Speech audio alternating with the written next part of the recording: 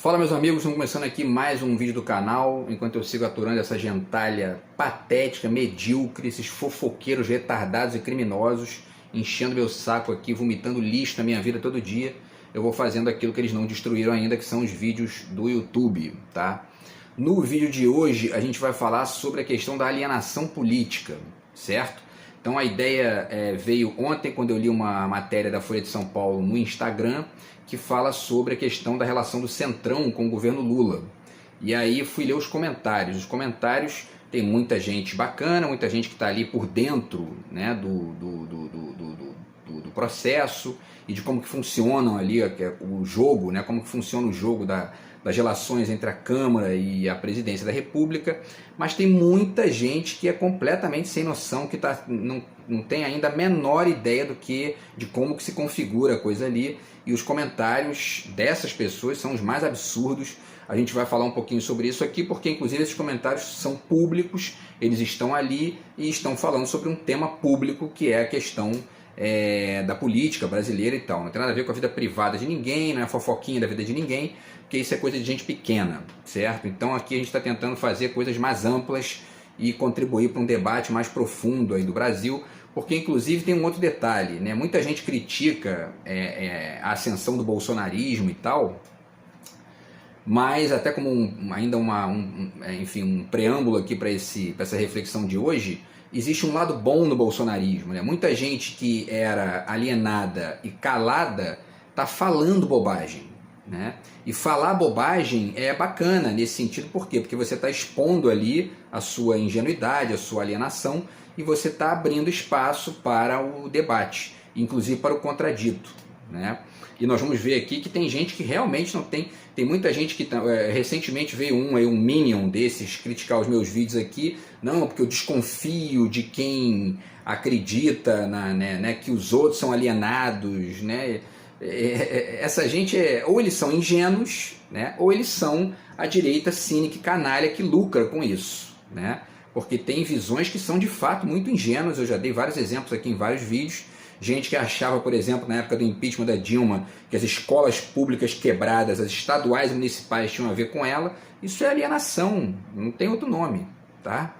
Então, assim, eu vou dar outros exemplos aqui no vídeo de hoje também, tá? Então, antes ainda de a gente começar a reflexão dos comentários, eu deixo dois recados aqui para vocês. O primeiro é sobre o meu novo livro de poemas, Do Outro Lado de Cá. O meu zap está na descrição do vídeo, e se vocês conseguirem aí furar o bloqueio desses bandidos que estão hackeando meu sistema aqui e me impedindo, inclusive, de ganhar dinheiro com o meu livro aqui, de divulgar as minhas ideias, a gente vai conversando a esse respeito, tá? E o outro recado tem a ver com o dia de hoje, né? Que nós estamos no dia 22 de novembro de 2023, e hoje fazem exatamente 17 anos que eu venci esse prêmio lá do Talento Sua Maturidade. Tá aqui, né? Tá aqui minha foto aqui, eu já fiz vídeo falando sobre isso também.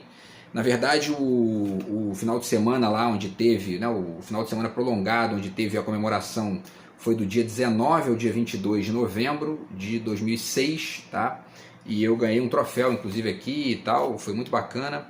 E deixo mais uma vez aqui para vocês a referência aqui isso aqui é um álbum com resumos dos autores, dos artistas que foram premiados lá, e eu ganhei na categoria monografia com um trabalho sobre a terceira idade, tá?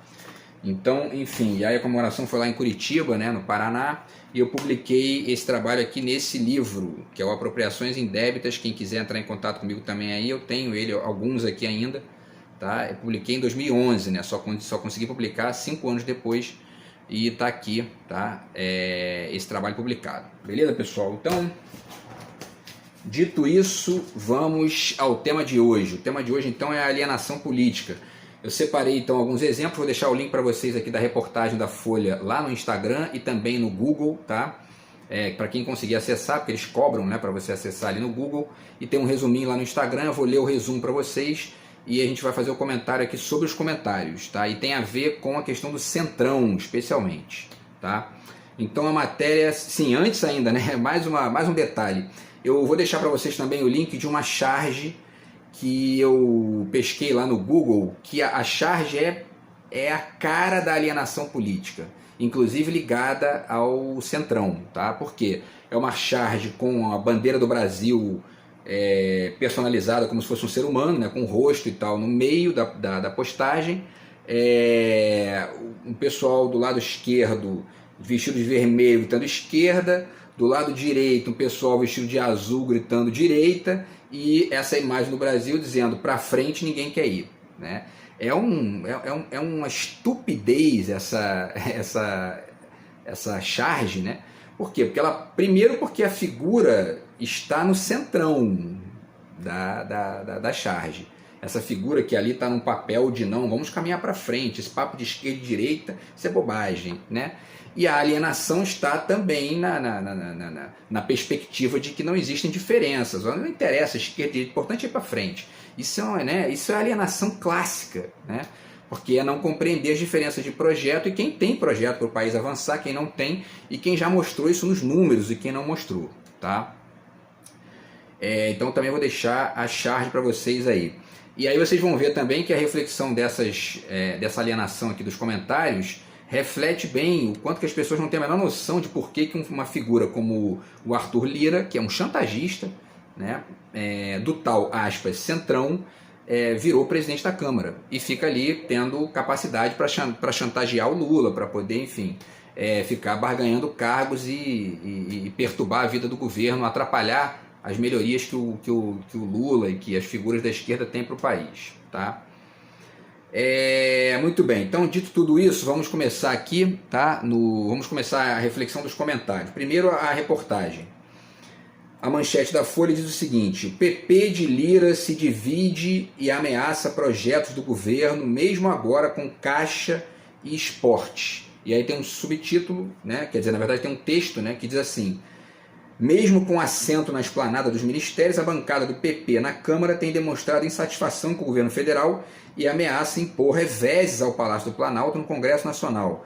Em setembro, o presidente Lula nomeou o deputado André Fufuca, do PP do Maranhão, para comandar o Ministério dos Esportes, né? Trocou a Ana Moser, que é uma figura aí da história do vôlei brasileiro, então uma grande figura e capacitada ali, e ao mesmo tempo era a escolha do PT, do Lula, do governo federal, né? E o Lula nomeou esse Fufuca, né, para substituir a Ana Moser, e neste mês ele consolidou a troca da presidência da Caixa Econômica Federal para contemplar o presidente da Câmara, Arthur Lira. E aí vale já dizer aqui, né, quando a manchete diz: o PP de Lira se divide e ameaça projetos do governo, mesmo agora com Caixa e Esportes. Por quê? Né, porque o Lula foi obrigado a dar um ministério para o PP do Lira, para a União Brasil, que é um partido que também é bolsonarista, e para outras figuras ali que também são questionáveis, no mínimo, e que são associadas historicamente aí na história recente do Brasil a essa palavrinha centrão. Então já vamos começar aqui, antes já dos comentários, já vamos começar desmistificando isso. Na verdade, se você for ali analisar, estudar, refletir criticamente a composição do Congresso, você vai ver que não existe isso de centrão. Isso aí é tudo. Isso é uma espécie de mito linguístico que parece que tem a intenção de passar a ideia de que essas figuras não estão nem à esquerda nem à direita, né? Seriam pessoas que estão numa posição de centro, e aí quem entra para governar, seja a esquerda, seja a direita, eles apoiam, né? Isso é alienação total.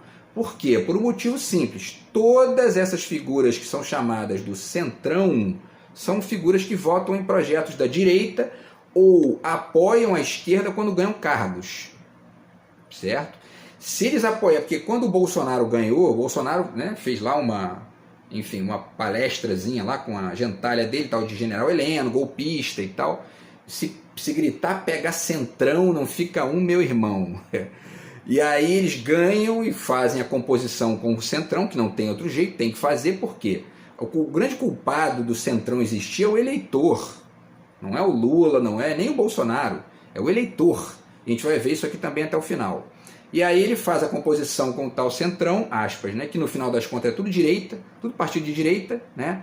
E no meio do mandato o Bolsonaro, da maneira mais canalha e cínica possível, admite: eu sempre fui do centrão, né? E sempre foi mesmo, né? Ele sempre foi do partido do Lira, né? Bom, pessoal, então agora vamos fazer a reflexão dos comentários, tá? Vamos ver o tempo aqui. Bom, e aí tem a Henriette, ela diz o seguinte: é sério um parlamentar que conspira com o seu próprio país e o povo? Ela está falando do Arthur Lira, né? É sério, Henriette, é sério, né? É um parlamentar que conspira contra, né? Ela falou contra o seu país e o povo, né? Por quê? Porque a direita brasileira, vamos eliminar aqui a palavra centrão, né? A direita brasileira é composta no Congresso por gente que só tem interesse privado. O discurso deles é esse: Estado mínimo, o governo muito ajuda quando não atrapalha. O Bolsonaro disse isso, né? Estado tem que ser mínimo, né, e tal. O Estado mínimo, sabe o que é o Estado mínimo? É liberar agrotóxico, por exemplo, é matar indígena lá e ninguém faz nada, né? E aí o Bolsonaro liberou agrotóxicos, dentre eles um que agora acabou gerando uma condenação para a Bayer, uma empresa aí lá, se não me engano, uma empresa alemã, ou dos Estados Unidos, agora não lembro. Mas enfim, eles foram condenados, se não me engano, na Justiça dos Estados Unidos, a pagar $1,5 bilhão de indenização para famílias que tiveram pessoas mortas por câncer por conta de um agrotóxico ali que, enfim, causou essa doença nas pessoas, né? Enfim, e esse é o tal Estado mínimo, né? Então, quer dizer, né, esse tipo de coisa é o que essa gente que está lá, os congressistas de direita, defendem a partir da perspectiva muito canalha de que o livre mercado resolve, a sociedade melhora, né, a vida em sociedade, tá aí. O livre mercado é isso aí. Deixa esse mercado livre, eles metem agrotóxico para poder ganhar dinheiro em cima da morte das pessoas, certo?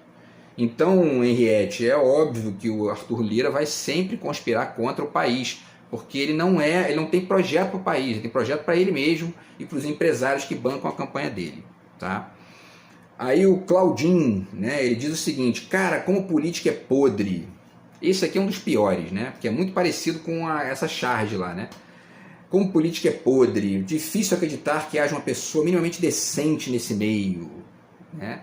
Isso aqui é um tipo de alienação política muito comum, especialmente nas últimas décadas aí, que é a da generalização. Todo político é igual, todo político é bandido, todo político é ladrão, nenhum deles presta, nenhum deles é decente, né?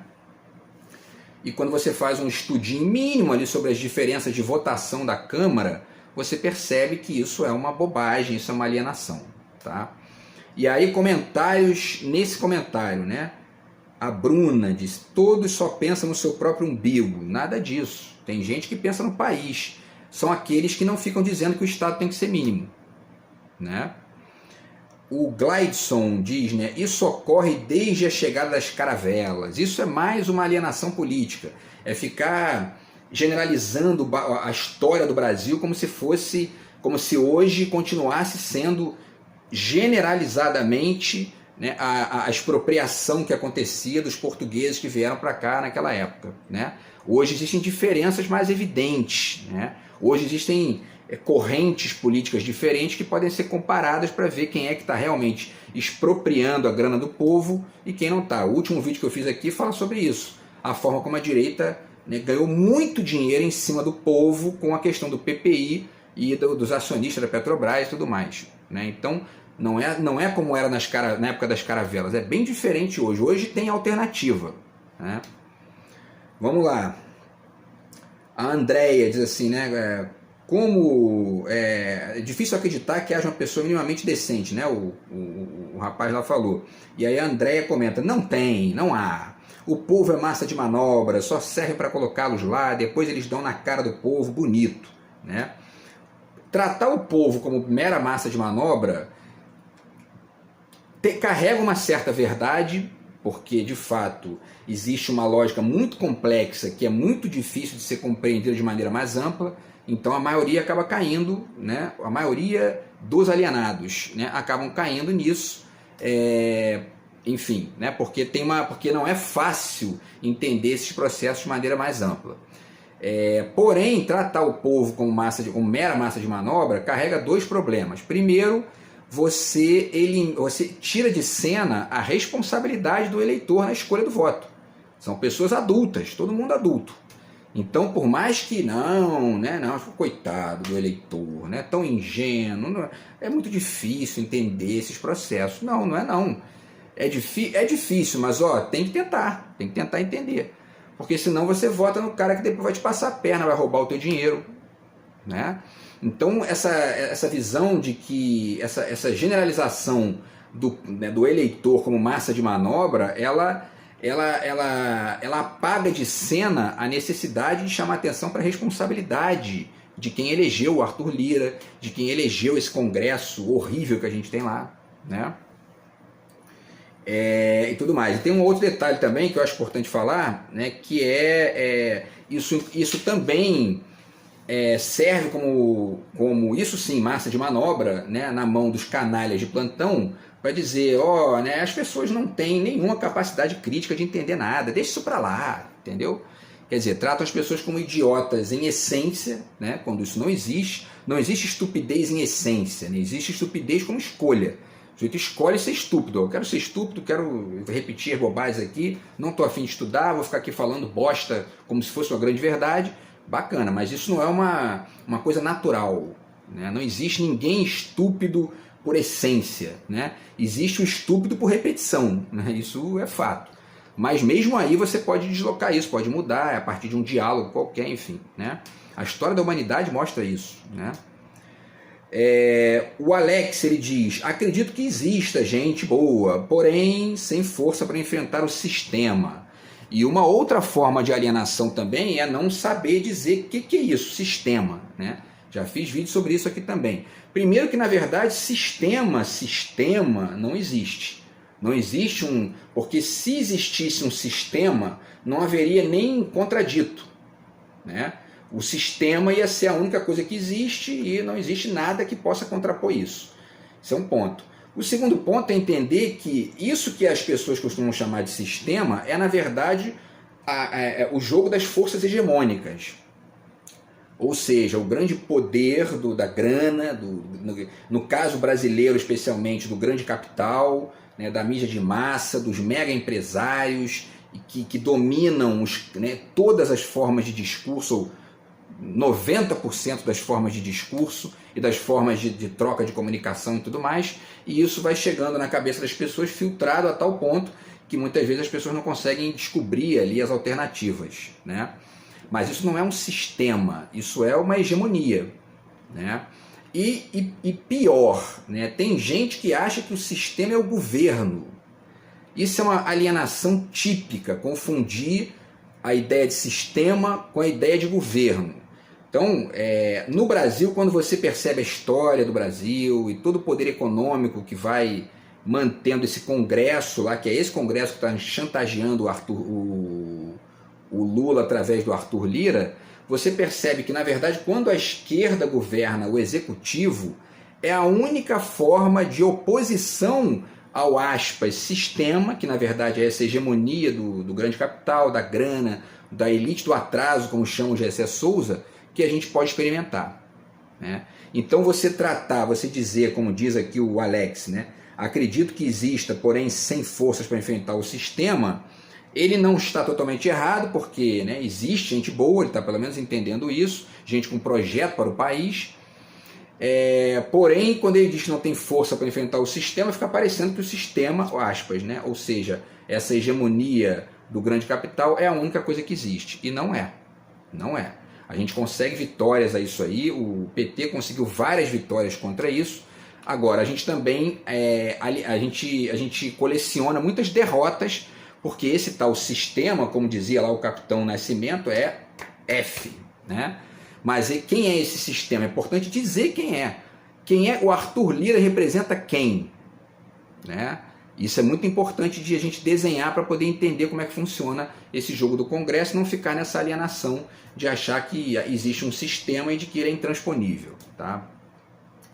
E a Ana Corriere, né, ela diz, por isso falo para votar em tudo novo, vamos ver se aprendem. Isso é uma ingenuidade, né? Alienação também. Porque não tem nada a ver uma coisa com a outra. Mudar os nomes que estão ali, se você vota no mesmo partido, acabou de aparecer no Brasil aí nos últimos anos um partido chamado Partido Novo. Aí você vai, né, pesquisar de maneira efetivamente crítica, aprofundada, o que essa gente do Partido Novo aprova como lei, o que eles apoiam como projeto, é a mesmíssima agenda da direita neoliberal, tipo PSDB, Fernando Henrique, Sarney, Collor, não tem a menor diferença. Então, que novo é esse aí? Nada, não tem nada de novo. Tá? E aí é importante entender isso, porque senão você fica achando que é só votar em pessoas novas. Aí você vai e elege quem? Elege o Zema, o Nerso da Capitinga, né? da política brasileira. Quer dizer, de novo, não tem nada, é tudo conversa fiada. Não existe isso, existem duas correntes que são a esquerda e a direita com diferenças pontuais ali dentro desses discursos. Já fiz vídeo sobre isso aqui também, uma esquerda moderada, uma esquerda mais radical, algumas diferenças sutis ali entre o Ciro e o PT, por exemplo, o PSOL, e na direita você tem assim, não tem diferença nenhuma, a diferença é tudo da goela. É aquela diferencinha de, eu sou cristão, eu sou do Partido Cristão, eu sou do Partido dos Militares. Você vai ver, eles votam nas mesmas medidas.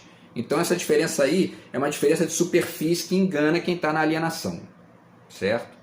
Então, continuando, né, o Celli, né, o Marcelli, por que a imprensa não pressiona o Centrão? Né? E aí o João Roberto Campos respondeu lá para ela, para não perder anunciantes. Simples assim. Né? Porque o tal Centrão, que é a direita, é a galera que é financiada pelos mega empresários brasileiros que lucram quando o Bolsonaro está lá, quando o Temer está lá. Né, e empobrecem a vida. Agora está tendo lá uma movimentação no Congresso para poder barrar a medida que o Lula aprovou para poder impedir que trabalhadores sejam obrigados a trabalhar sábado e domingo sem nenhum tipo de compensação. Quem é que está apoiando essa medida aí anti-trabalhador? A direita. Arthur Lira, Centrão. Né? E a mídia de massa faz manchete apoiando isso. Porque os anunciantes, que são, né, os donos das empresas que pagam essas notícias, são esses que querem que o trabalhador trabalhe sábado e domingo, feito um condenado ali, dane-se. Né? Então, se você não entender isso, você fica achando que, né, por que a imprensa não pressiona o Centrão? Né? Porque a imprensa é o Centrão, ela é parte do Centrão. Não tem outro jeito, ela é isso, ela é formada por mega empresários que financiam os veículos de comunicação e que mandam nos veículos de comunicação. Simples assim. Tá? Vamos lá, né, para finalizar. O Gerson diz, né, governo Lula entregando tudo para o Centrão, roubar a troco de nada. Governo fraco que perde tempo com todes, enquanto entrega o orçamento para o Centrão roubar. Né? Ninguém está entregando o orçamento para o Centrão roubar. Isso é tudo conversa, isso aqui é alienação. Né? Existe uma composição na Câmara, e agora a gente vai falar sobre isso aqui, porque é o ponto final do vídeo, para entender, né, o quanto que esse tipo de comentário é alienado. O Lula não tem condição de governar sem, pelo menos, alguns deputados de direita. Por quê? Por culpa do eleitor. Tá? Então vamos aos números, para a gente ver aqui, tá? Para a gente chegar no ponto-chave aqui, né? Vamos entender o que é o Centrão primeiro, tá? Existem 513 deputados federais, tá? Desses 513, se você fizer a pesquisa, eu vou deixar o link para vocês aqui, vocês vão ver que 378 são de direita, são partidos de direita. Então, MDB, União, PP do Lira, o PL do Bolsonaro, Podemos, que em relação aos trabalhadores é Não Podemos, né? PSD, Partido Novo, tudo isso é direita. E existem pelo menos 4 partidos que não são considerados do Centrão, né? Que são o PSDB, por uma espécie de história aí né, que está conectada com um momento no país que ainda nem existia essa palavra Centrão, o PMDB, né? O PL do Bolsonaro e o Partido Novo, que é uma direita mais radical e mais abertamente direita neoliberal. O restante é considerado Centrão. Então, PP, União Brasil, Patriota, Solidariedade, blá blá blá. Quando você vê nas votações da Câmara, essa gente, Patriota, PMDB, União Brasil, eles votam sempre com os projetos do PSDB, do PMDB, do PL do Bolsonaro. Conclusão que se chega a partir disso. Qual é a diferença do tal Centrão para a direita? Zero, nenhuma. Não existe Centrão. Isso aí é um mito, é uma palavra morta, que só serve para atrapalhar a pessoa a pensar. Essa palavra é um símbolo de alienação, centrão, certo? Muito bem, então tem 378 deputados de direita, 161, né, quer dizer, 217 são considerados do centrão, né, e o restante tem 135, 128 são de esquerda, e aí PT, PSB, PDT, PCdoB, PV, PSOL e Rede, e tem o Avante, que é o partido do Janones, que é um partido que a gente tem que deixar aqui em suspenso, porque o Avante foi base do Bolsonaro e virou Lula com o Janones, né? Então, enfim, né? Mas vamos considerar então que o Avante seja um partido que está apoiando a esquerda agora. Não tem projeto de esquerda, mas ele está ali na aliança do Lula. A gente tem no Brasil 135 deputados de esquerda e que votam com as medidas do governo. Não basta. 135 não é suficiente. Por quê? Para você apoiar uma medida, um mínimo projeto, né, de emenda ali para poder aprovar um projeto na Câmara, você precisa da metade mais um. São 513, você precisa de 257. Se você tem 135 deputados de esquerda, para 257 estão faltando 122 deputados. E aí, para ter esses 122 votos a mais, o Lula tem que fazer o quê? Fazer isso que ele está fazendo agora. Tem que dar ministério para o Arthur Lira, tem que dar Caixa Econômica para o Arthur Lira de maneira canalha e cínica apoiar projetos que ele discorda lá na Câmara e o país andar. Entendem como é um problema? Não adianta ficar dizendo, por que tem gente aqui que fica dizendo, não, basta tirar o ministério do Lira. Isso é alienação. Não basta tirar o ministério do Lira. Porque se você tirar o ministério do Lira, o Lira vai chantagear e vai votar contra você que está achando isso. Certo? Então o que basta? Qual é a única forma de resolver isso? É tirar a hegemonia da direita no Congresso. E aí isso parece, porque isso é muito difícil. Não é não. O Lula teve 51% de votos na eleição presidencial. Por que para deputado a esquerda teve só 25%? Metade do que o Lula teve. Porque a metade das pessoas que votaram no Lula não tem a menor noção do jogo do Congresso. E aí votaram no Lula para presidente e botam o Arthur Lira lá para poder, ou gente tipo o Arthur Lira, para poder chantagear ele lá. Como é que isso vai resolver? Como é que isso vai dar em alguma coisa boa? Isso vai dar em quê? Chantagem. Vai dar o Lula vai ser obrigado a negociar com essa gente. Com essa gente que não tem projeto nenhum de país. O objetivo deles é ter um ministériozinho, para depois manter um curral eleitoral no estado, no município dele lá, e continuar ganhando eleição para poder fazer o quê? Para poder aprovar medidas contra essas mesmas pessoas que estão votando nele lá. Entendem? Então, o resumo da ópera é esse, tá? E aí a gente tem, então, essa composição da Câmara, né? E aí, numericamente, são mais ou menos 31 a 32 milhões de eleitores que votaram no Lula para presidente e em deputados da direita para o Congresso. Essas pessoas são as mais alienadas que existem no país hoje, tá? Em termos de perceber a composição do Congresso, a composição da política brasileira. Porque o cara que votou no Bolsonaro e votou no deputado de direita, você tem uma coerência, faz sentido, né?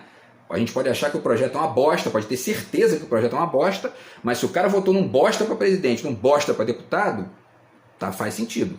Agora, se o cara vota em alguém que tem projeto para o Estado, que é a esquerda, que é o Lula, que é o Ciro e tal, e vota num deputado bosta, né? Você quer botar o quê? O perfume na presidência e a bosta no Congresso. Vai dar problema.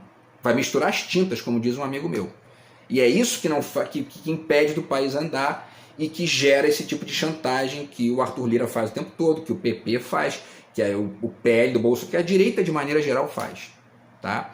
E para finalizar, o fato dessa palavrinha centrão continuar sendo usada sem ser desmistificada, né, na sua farsa, que é o fato de que não existe isso contribui para essa gente continuar enganando as pessoas, né, e ganhando voto para chegar lá e, no fundo, governar para eles próprios.